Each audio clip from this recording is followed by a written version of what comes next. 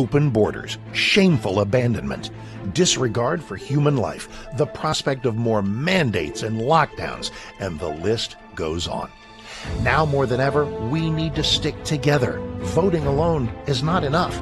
We must use our dollars to support like-minded companies that fight for our rights and beliefs. Patriot Mobile is America's only Christian conservative wireless provider who shares your values. Last year, we gave more than $500,000 to conservative causes. With your support, we'll give more than $1.5 million this year. It's time to band together and support companies that truly love America and fight for our freedoms. Will you join us?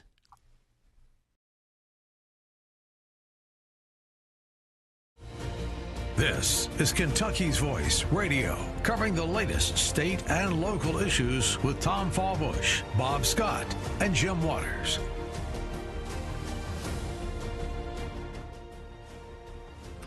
Well, happy Tuesday to you, Kentucky. This is David Walls, Executive Director of the Family Foundation, and you're listening to Kentucky's Voice, where faith, family, and freedom are always at the center of the conversation.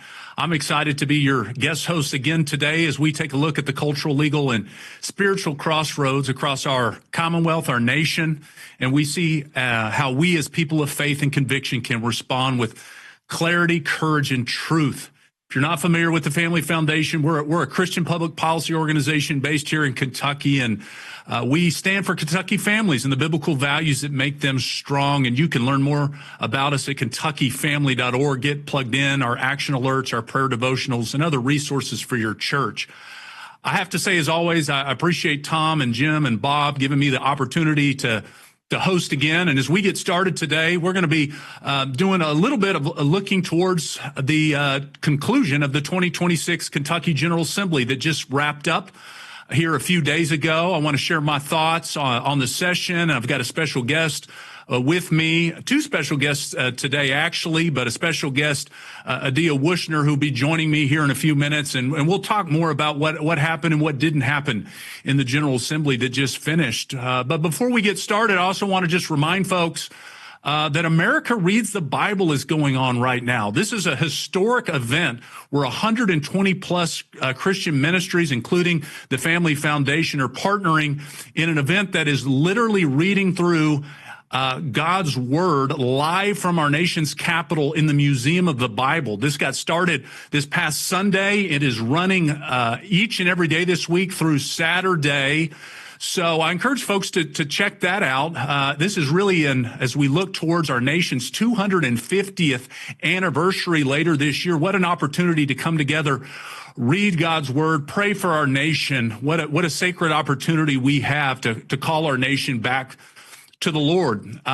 We've got some just great readers: Franklin Graham, Candace Cameron Bure, David Barton, Ambassador Mike Huckabee, just some great readers throughout the week. But I want to highlight that our President Donald Trump, will be participating in America Reads the Bible this evening. He'll actually be reading 2 Chronicles 7, portions of it from the Oval Office in the 6 to 7 p.m. hour. So I encourage you to check that out at americareadsthebible.com. But as I said, looking at the 2026 legislative session that just finished, I was blessed to get to be on this program, guest hosted earlier in the legislative session. I had an opportunity to lay out some of the key priority bills that had been filed. And as we stand here now with the session over, I think we have to be honest with ourselves as grassroots conservatives and say there really was a lack of boldness this legislative session. There was a lot of key pro-family bills that didn't get across the finish line. There were some good bills that certainly did. One of those was House Bill 1, opting Kentucky into the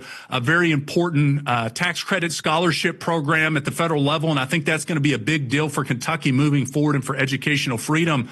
But there were a number of important bills that didn't get across the finish line, whether we're talking about House Bill 227 by Representative Matt Lockett to protect our kids from predatory social media practices, whether we're talking about the issue of religious liberty, House Bill 170 by Representative T.J. Roberts to strengthen our religious freedom, our most foundational freedom. That bill didn't move forward. House Bill 646, the priority pro-life bill of the legislative session to stop the proliferation of the chemical abortion pill and stop illegal abortion death pill trafficking. That bill did not pass, did not move forward. And we're going to be talking about that more in the next segment.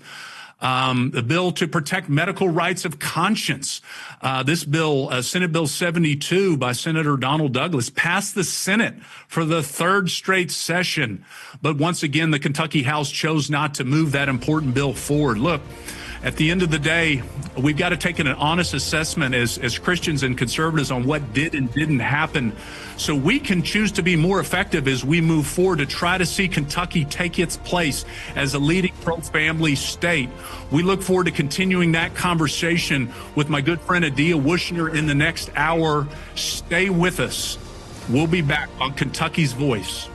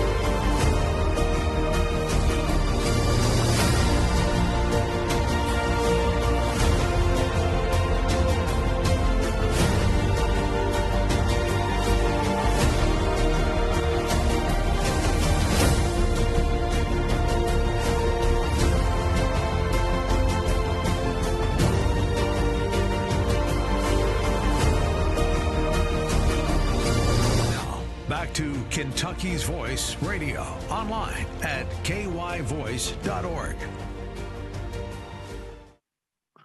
Well, it's good to still be with you. Welcome back to Kentucky's Voice. Happy Tuesday to you.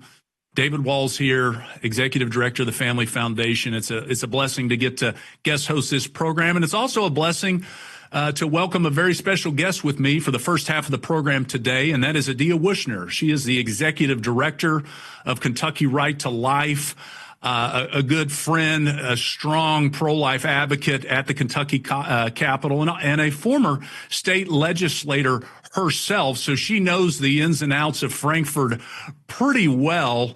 But as I shared at my opening comments, as we look to kind of what did and didn't pass this legislative session, I was sharing that I think we need to have an honest assessment as Christians, as conservatives, as pro-lifers, as those that care about seeing a God-honoring public policy. One of the realities is as I welcome Adia onto the program, is we've seen those that don't share our values, whether that be Planned Parenthood, the nation's largest abortion provider, whether that be the Fairness Campaign, the state's leading radical pro-LGBT organization, they've actually been out celebrating the fact that some of the bills that we're going to be talking about didn't get across the finish line. And so I think that's a sobering reminder to us, to all of us, about the important work that we have to do to be faithful advocates each and every day. So, Adia, I've shared a little bit about some of the disappointments, the important bills that didn't get across the finish line. But I want to get your perspective. You've got a lot of experience advocating in Frankfort, both inside and outside the Capitol. What's your overall takeaway from this legislative session? To speak candidly, it was a bit disappointing, especially in the work that we do, for those that value life, family, conservative policy, not because good people weren't working hard, but because too many meaningful opportunities were simply left on the table at the end of the session. This is a budget session, and much of the work from January to April, especially in the final hours on April 15th, was focused on negotiating and hammering out a $32 billion state budget. There were approximately 1,200 and some odd, almost 1,300 bills filed. About 171 of them became law. But as you look at what did pass and contrast to what was it's ignored or didn't pass. You know, we renamed the state dog, we designated the state mushroom, yet critical legislation across, and you spoke a little bit or talked a little bit in the first segment, just as you introduced things, didn't get across the finish line. Those to protect life, to protect our children from very real harms of social media. You know, even the headlines, you don't hear me usually quote the Lexington Herald, but I think they reflected it, and we can use that. Plenty of discussion, but not enough action. Yeah. You know, so, and I think you touched on major bills, Senate Bill 72, medical conscience, House Bill 227, which was Matt Lockett's bill. And I think we're going to talk about these. Of course, one that we worked and collaborated, another one so much was House Bill 646 that was stalled despite strong support. And, you know, I have to say to those that we reach out to, David, you and I were just talking about the number of requests and calls and messages. People were calling in. They were requested that these bills be heard, they be voted on. But what concerns me the most is this growing gap from, might say, in what the Kentuckians overwhelmingly support, and at the end, ultimately, sometimes what does or does not get done.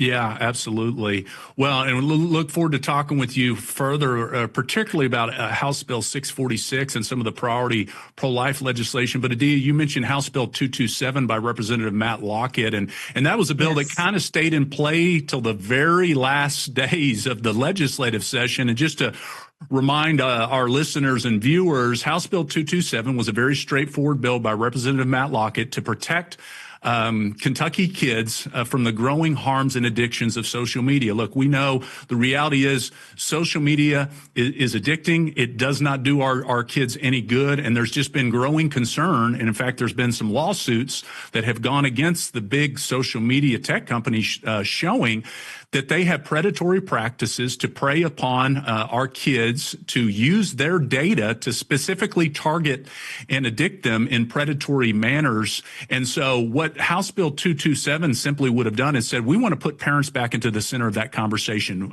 We want to ensure that anytime a child has a social media account, that their parents have to be the one to sign off with them having an account. And then also, if a child is allowed to have an account by their parent, to simply turn off some of these addictive features, whether we're talking about infinite scrolling videos, constant notifications, and obviously the big one, preying upon our kids' data, to use their data in these algorithms to keep them on their platforms, and frankly, sometimes feeding themselves very troubling information. And so I know, Adia, this was an issue that we were thankful that Kentucky Right to Life supported and messaged on.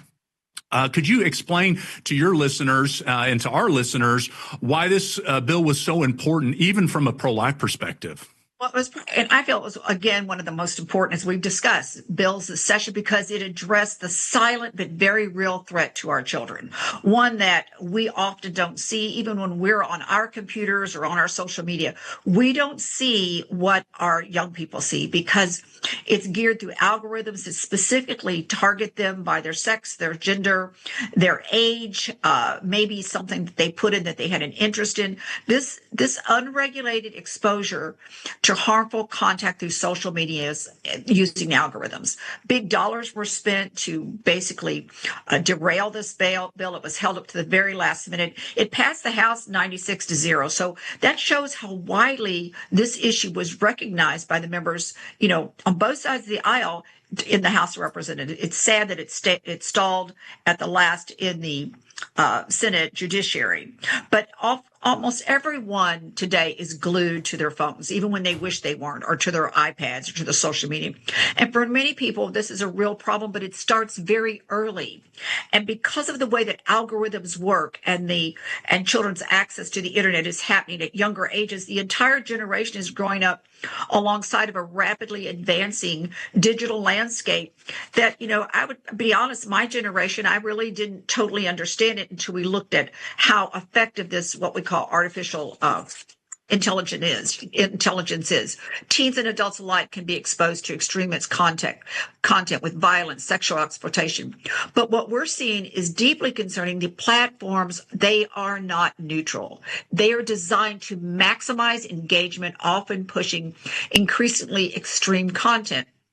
And research shows that within a very short period of time, children can be exposed to content that normalizes self-harm, distorts views of identity and human dignity, hypersexualization material, messaging that promotes isolation, anxiety, confusion. But again, from a pro-life perspective, we know that these algorithms are used to target young women. We presented evidence of research that our student ambassador had done and students at U of L that looked at how they target their identity of young women through these platforms.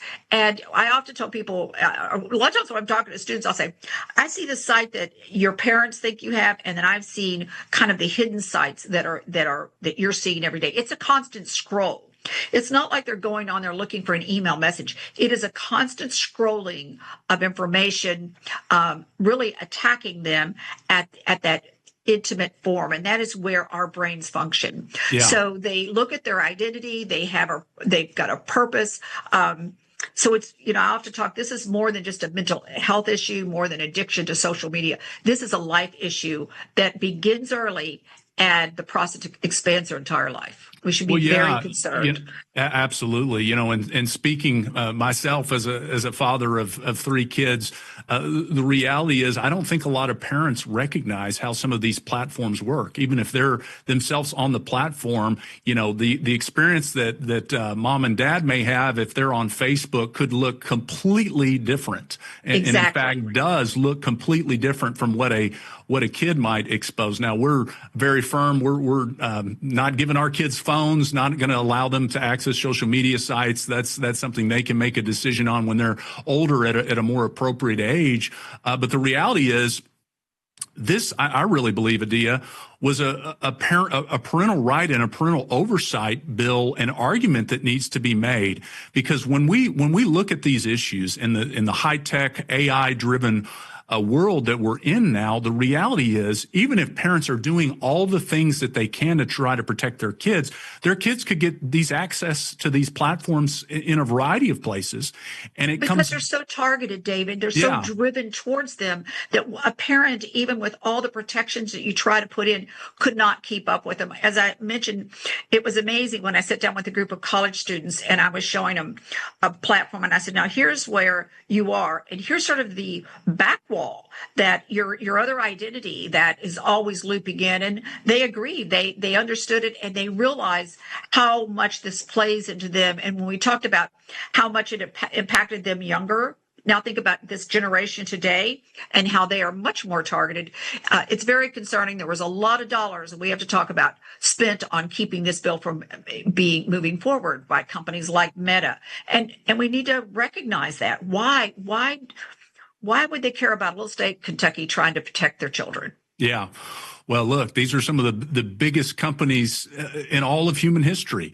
The resources are almost unlimited, and it'll be very interesting to see the lobby dollars that have been spent, both here in Kentucky and a number of other states that have been looking to do what they can to protect our kids, and then also to see what the campaign contribution situation is going to look like as we move forward.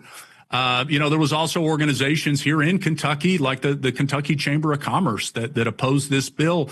I was very thankful that the Kentucky House overwhelmingly passed the bill, rejected some of the arguments that the Chamber of Commerce tried to come at this bill with, but they did it in the Senate as well. And just another reminder that so many times organizations like the Kentucky Chamber are just on the wrong side of important pro-family bills. We've seen that time and time again, but also a reminder that we have a moral obligation to fight for our kids, for the hearts and minds of the next generation. That's what House Bill 227 was about, and that certainly is what the issue of life is about. So I hope you'll stay with us in our next segment with Adia. We're going to be looking at some of the important pro-life bills and what that means for the issue of life moving forward in Kentucky.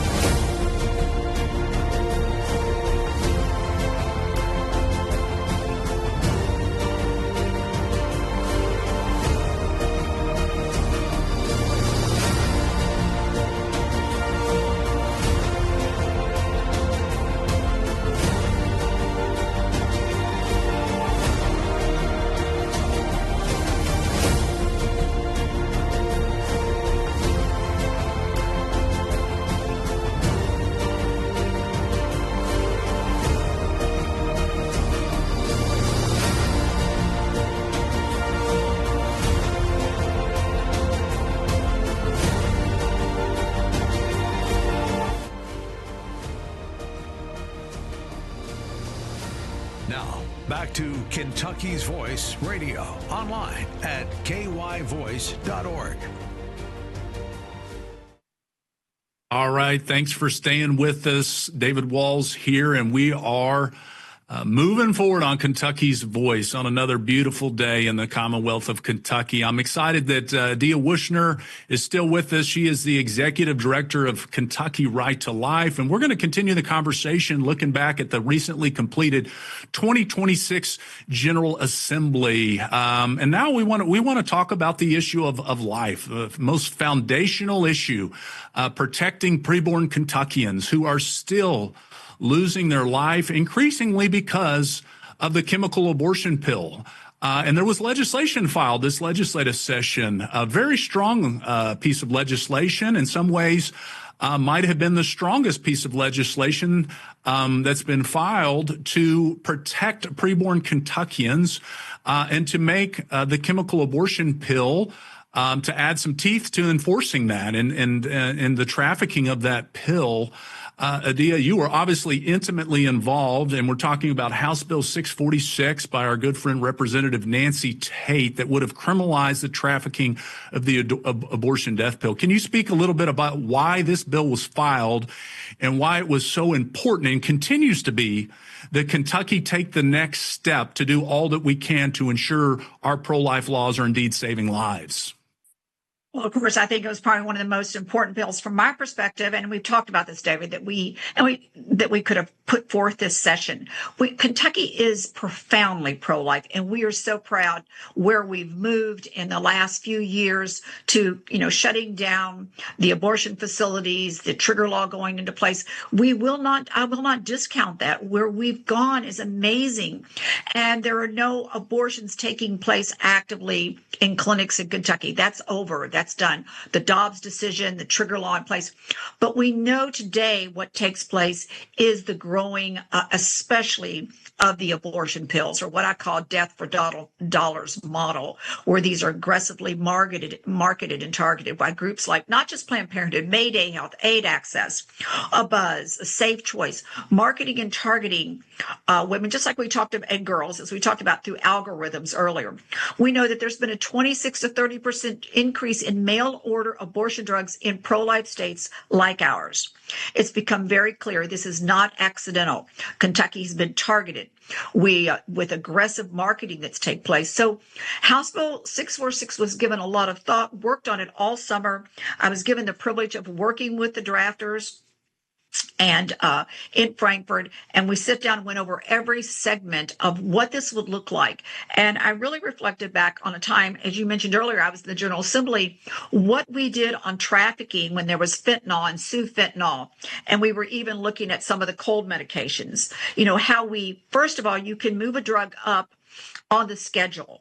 It doesn't have to be an addictive drug, let's say like heroin or cocaine or a certain type of pain medication, but you can move them up on the schedule. So the first part of that was to move these medications up on the schedule, on what we call the controlled substance schedule, and then to create a trafficking law around them, because what we want to address are those out-of-state traffickers that are moving these drugs into our state illegally. Now there's been controversial. Somebody will say, the Attorney General said, I don't think it's necessary. Our laws are strong enough. What we're seeing is every state is finding those that are abortion-minded states, those where it's legal, find ways to circumvent states like Kentucky. They have what's called shield laws that have been passed in over 20 states that protect their perpetrators. And let's call them perpetrators of abortion, whether they're doctors, whether they're clinics, they're perpetrating and breaking our laws. So the idea behind 646, it moved this in and applied our same trafficking of a controlled substance to abortion pills. We called this, and we weren't even opening up what we call, there were some people said, let's not open up our abortion laws again. We didn't have to. We were in a drug law. We were in on the judicial side of that. So we also looked at another growing trend, neighboring states like Illinois that have expanded assisted suicide, calling it medical aid in dying. So the bill was really targeted, addressing the dangerous, not just the abortion pills, but pharmaceuticals that intentionally cause death. These are drugs where used singly or in combination are used to terminate life. This is not healthcare. This is a purpose to basically what I call death for dollars, and it's very concerning. So we address both ends of the spectrum in this bill. And then the bill also included remedies, what we call, so it had criminal penalties, intense criminal penalties, it increased, and then it had civil remedies for women and families that have been harmed, or children that have been harmed by these drugs. It also mandated that the doctors that were caring for a woman, should she appear in the emergency room, would make her aware how dangerous these medications are, the side effects, and also that she could also have access to criminal or civil remedies, we call it. It would also require the cabinet, which was unique, to post on their website the dangerous side effects of these abortion pills, and that she could have, and we formed the statement in the bill, have access to civil remedies. So it's quite expansive. We have been looked at by other states. This is because, just like our bill last year, House Bill 90, which enforced into law what wasn't an abortion and cleared up all the misinformation, that's become a model for other states. This is already becoming a model for other states, and I've had calls. I'm speaking at a couple of national meetings, but it's a shame we were not able to pass it in our own state, in our own Commonwealth. Well, and Adia, we've seen other states leading up to Kentucky's General Assembly this year, and even during the legislative session, that are continuing to address this growing concern of the proliferation of the chemical abortion pill, of the abortion death pill. And Adia, you mentioned the Attorney General earlier. I remember hearing from someone on the Attorney General's team during the session even mention that abortion numbers are likely going up in the Commonwealth of Kentucky. It's hard to track these things, but because of the proliferation of the chemical abortion pill.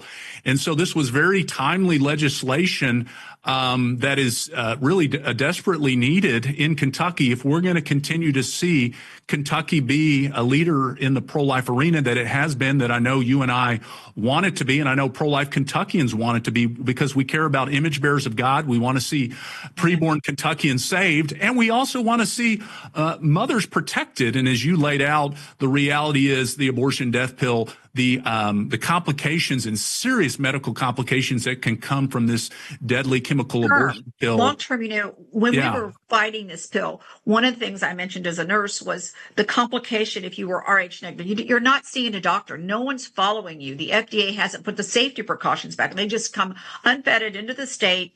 And so think if you're Rh negative, no one's tested you, and you may have bleeding, and you might have a medical. You find out later that you're having a complication because of that Rh negativity that was never looked at. And then you're faced with telling your spouse now that you had an abortion, and you learn from it. It is very painful stories that we've heard from women. I want to thank the Attorney General right now. He's already investigating a group that we began writing about almost a year and a half ago a year ago when it became public, and that was Mayday Health, which targeted Kentucky women in rural counties through gas station ads on the gas pumps, marketing, you're pregnant, get the pill. Get this, marketing. So they've opened up that investigation. So this wasn't about a new abortion law. This was about more investigation and more tools of enforcement that are much needed. And that's probably what's so concerning, that we failed to pass that, to have the tools that we need here in Kentucky to stand up against shield laws in other states. And as we've seen, Adia, and you know this more than just about anyone, the culture of death is always going to be looking for every way possible to continue to promote abortion, to continue to try to get around the laws that are passed in Kentucky and elsewhere. So as we look now, Adia, that bill didn't move forward. And so that's an issue that's going to continue to have to be front and center, I think, for certainly for pro-lifers, for those that care about life and care about families. It's going to be a big issue. And I think it's an issue that we need to look to as elections come forward as well, in the upcoming primary election coming up May 19th, and the general election. Kentuckians are pro-life. They want to see Kentucky lead on that issue, and I can promise you the Kentucky Right to Life and the Family Foundation are going to continue to advocate for life, so we can see Kentucky be the leader that we want it to be. Thank you, Adia, for joining me, and I look forward to continuing to engage with you to protect life here in Kentucky. Thank you. Well, stay with us. I've got a very special guest in our next hour. You'll want to hear this conversation.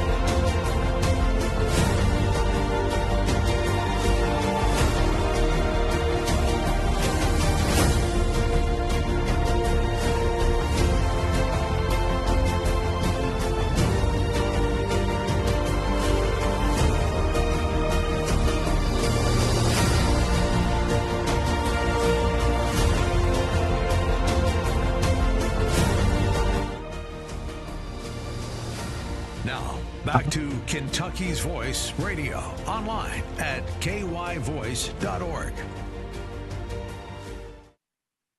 All right, folks, welcome back. David Walls here, guest host. I'm the executive director of the Family Foundation here in the Commonwealth of Kentucky.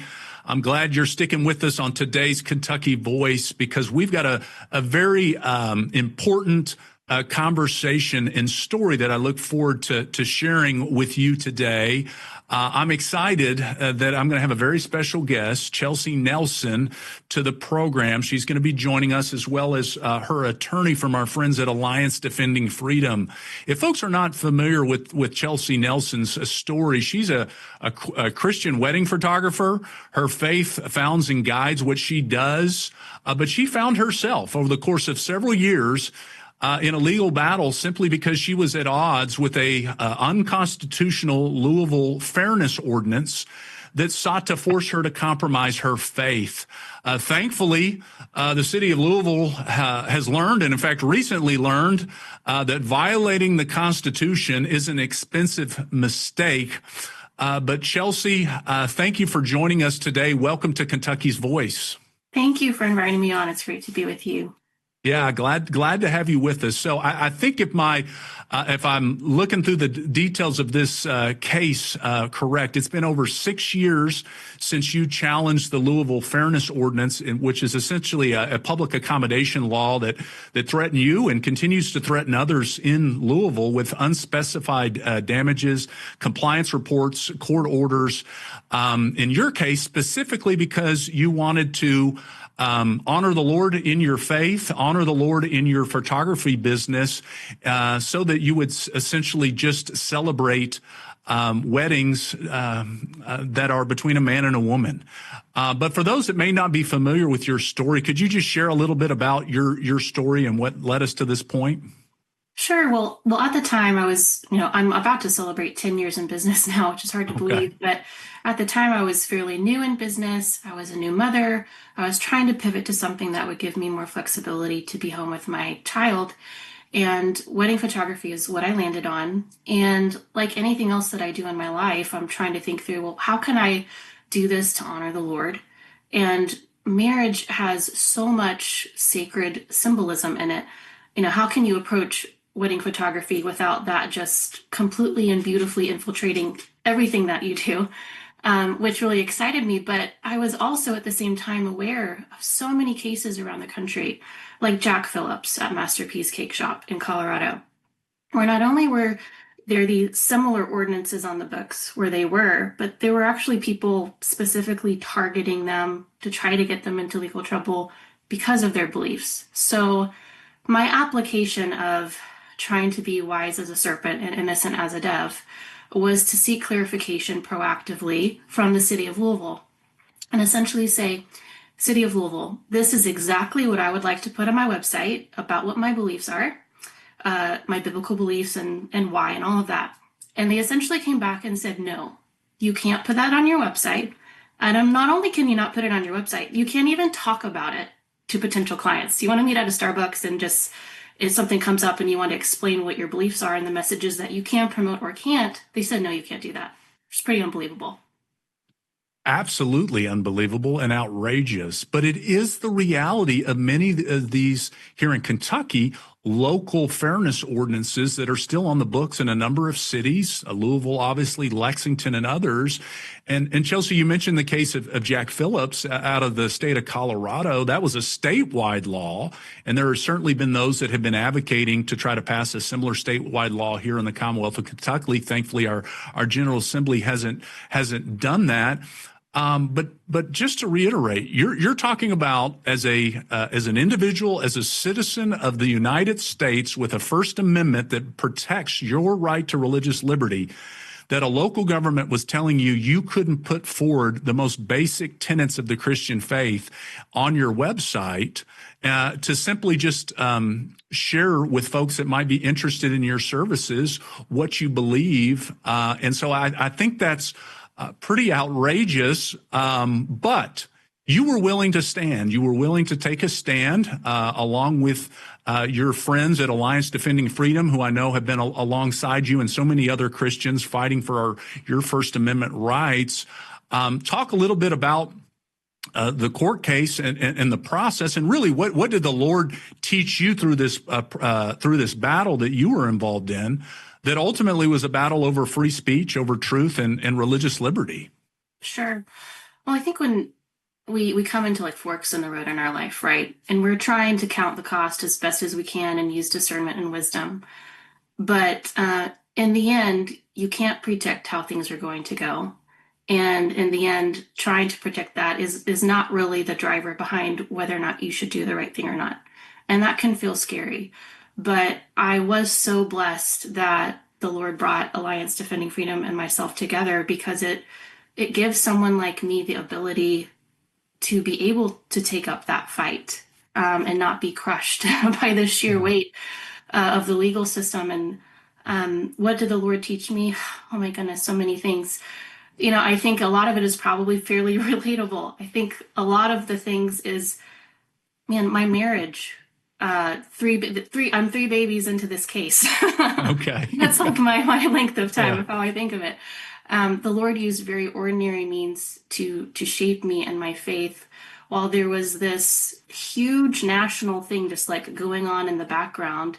It was really, he showed me that, well, Chelsea, what I want from you is that everyday faithfulness to your husband, to discipling your children, to being active in your local church. And it's just so happened that the Lord brought this really larger platform that I had ever imagined to be able to talk about the gospel, talk about my beliefs in marriage. And that was such a blessing, because it made me really have to come to grips with what is me fearing man and what is me standing for truth, and having to choose between those two things many, many times over. But what an honor it has been to do that, even in the public eye, for almost 7 years. Yeah. Well, praise the Lord for your faithful stand, and that's exciting to hear that your family has grown and Lord has blessed y'all in this way during this battle.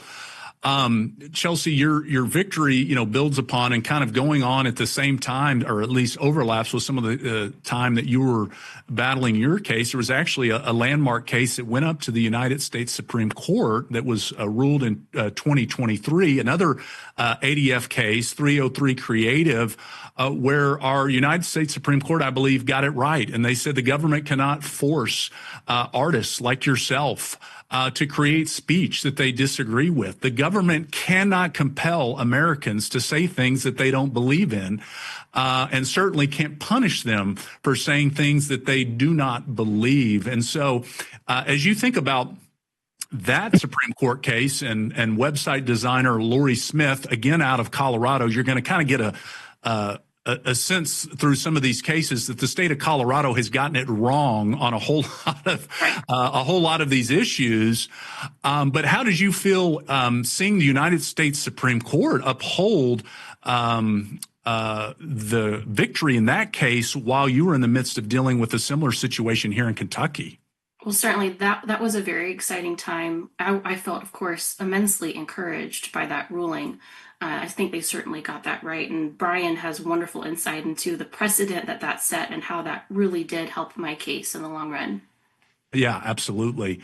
Well, and one of the of note here recently, and folks may have seen some of the news articles related to this, but your case was recently brought to a close when the city of Louisville agreed to have to pay $800,000 in attorney's fees after a federal court had ruled against the city that it had violated your constitutional rights. And this is just another in a long line, unfortunately, of costly lessons that the city of Louisville and others in our state have learned about when you violate the First Amendment rights of Kentuckians.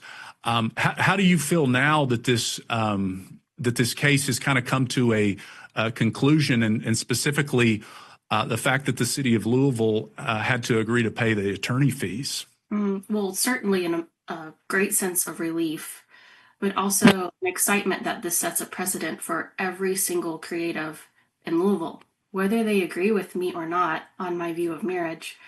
I think it's encouraging that true justice was served, that there were consequences for violating the Constitution, for violating my rights as an American. And it is costly. And it's been funny to me to see in my Instagram comments, people who disagree with me and my views saying, why don't you just put your beliefs up on your website? That would make all of this so much easier. I think we have more in common than you might think. Yes, that's kind of the whole point. That's why we're here. Yeah, absolutely. Well, one of the other things that I wanted to talk with you about was, there are still Christians here in Kentucky, certainly across the nation, that may find themselves in a similar situation that you did, and others that have had to take important stands to stand up for their right to free speech, their right to simply proclaim the truth of God's word, and how that should impact their business in terms of how they operate. What are some of the takeaways that you would have for other Christians who might find themselves in similar situations that you found yourself in? Sure. Well, I think on a very practical level, revisiting church history, for me personally, that was very helpful in this journey. Becoming more aware and familiar with the long line and the long heritage of believers who have faced opposition. Right? The default for a Christian in the world throughout history has not been comfort, has not been being celebrated for their beliefs in the scriptures. It's been pushback. And we fortunately live in a country where we have these very specific legal mechanisms where we can, what is it, Allie Beth Stuckey says, like raise a respectful ruckus. Like yes. We can use the legal system to push back in a winsome and appropriate but firm way when we're met with opposition that is clearly wrong and against our beliefs and our conscience. So I would say, well, first of all, make sure your beliefs are actually aligned with Scripture. Know what the Bible says about things so that you're not just with the winds of the passing culture. You're with the Lord's word, which will stand forever. And then you make decisions based on that foundation. Yeah, absolutely. And, I think Chelsea, your story is an important reminder of the blessings that we have in this country. And in this Commonwealth, we are blessed, uniquely blessed, to have the First Amendment, to have a recognition that our rights come from God, and the most foundational of those is the right to religious liberty, the right to free speech, the ability as people of faith to bring our faith into every area of our lives, because that's what we're called to do as faithful Christians. And so I'm incredibly thankful for your faithful stand, and I am excited excited that we're going to continue this conversation in the next hour. We're going to get into a little bit more on the legal side of things, and then also share how you can be equipped to make sure you're ready to take a stand to defend your faith. Stay with us.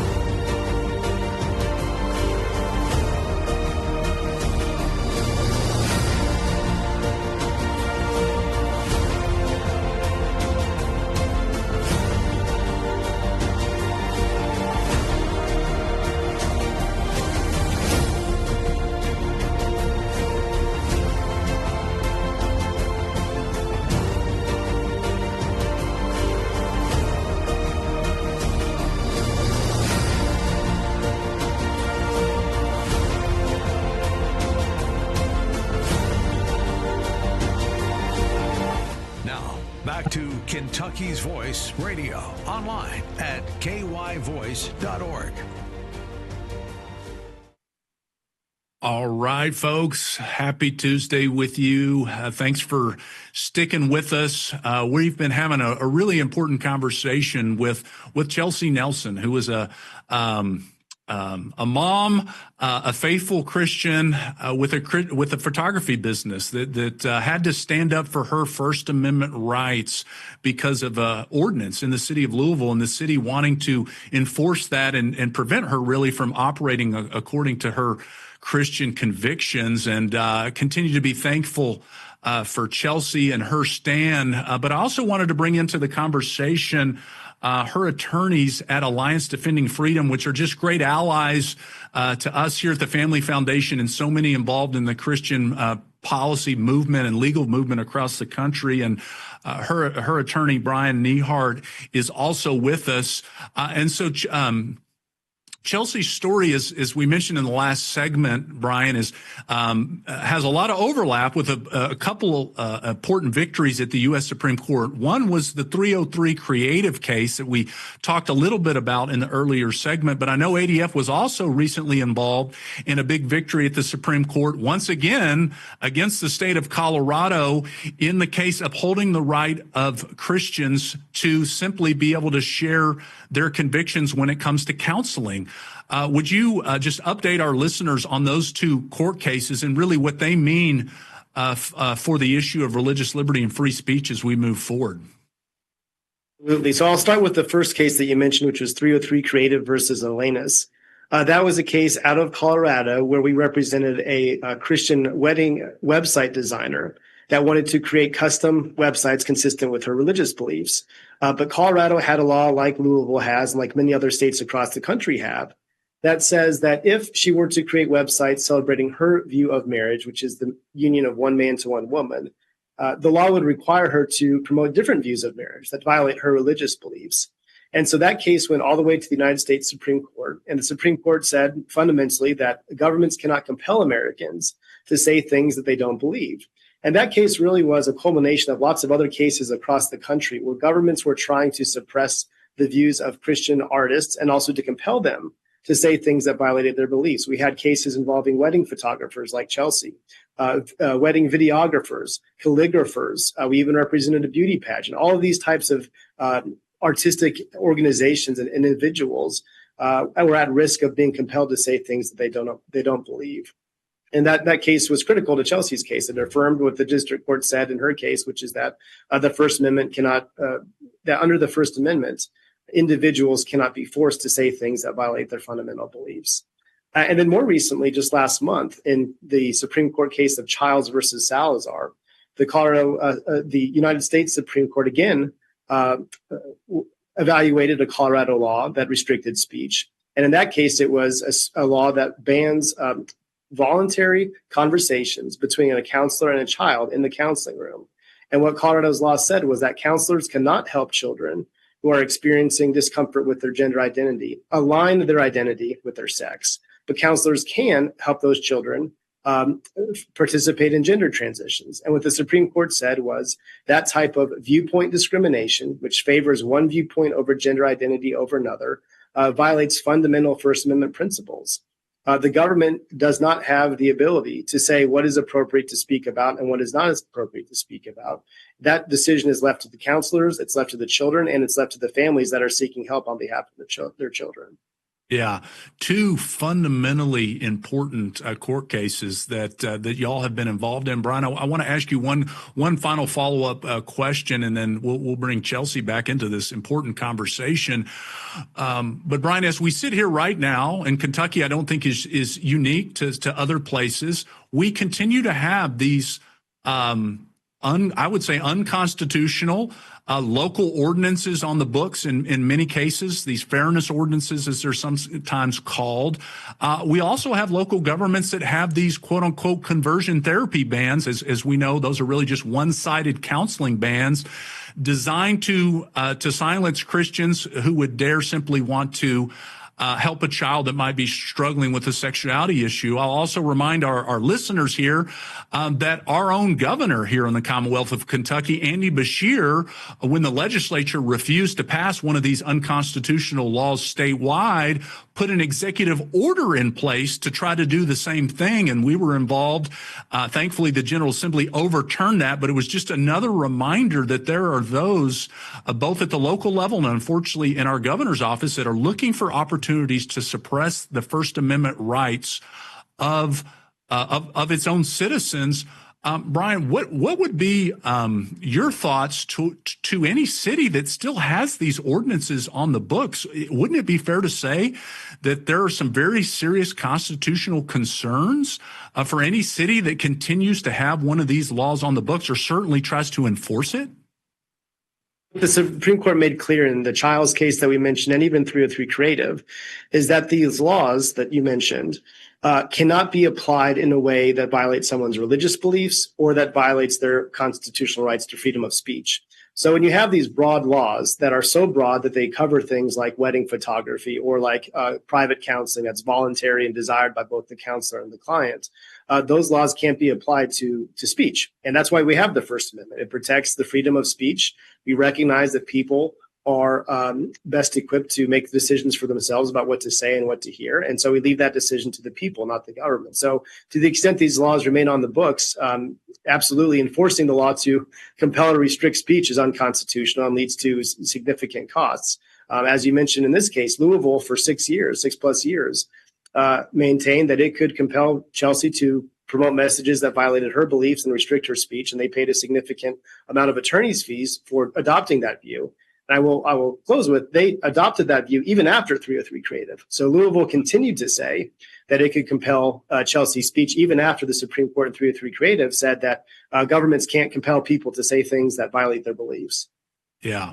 Well, I'm incredibly thankful for the work that ADF does and continues to do. And we're proud to be allies of yours in the fight to uphold the First Amendment and our God-given rights. And I'll just say, too, you know, the reality is, I think because some of these very, very concerning ordinances continue to be on the book, this needs to be a topic that our General Assembly looks at in the future and says, maybe we should do something to ensure that our local governments aren't taking these actions to suppress the foundational rights of our citizens and certainly potentially costing taxpayer dollars in doing so as well. So we look forward to continuing that conversation. And I think Chelsea's story really is another exhibit of why this is something that maybe our state leaders need to look at addressing. But I do want to bring Chelsea back into this conversation. And again, so thankful for her time and joining us today.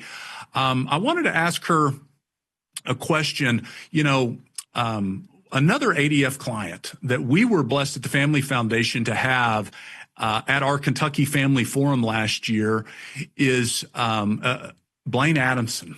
And he was a T-shirt designer actually in Lexington.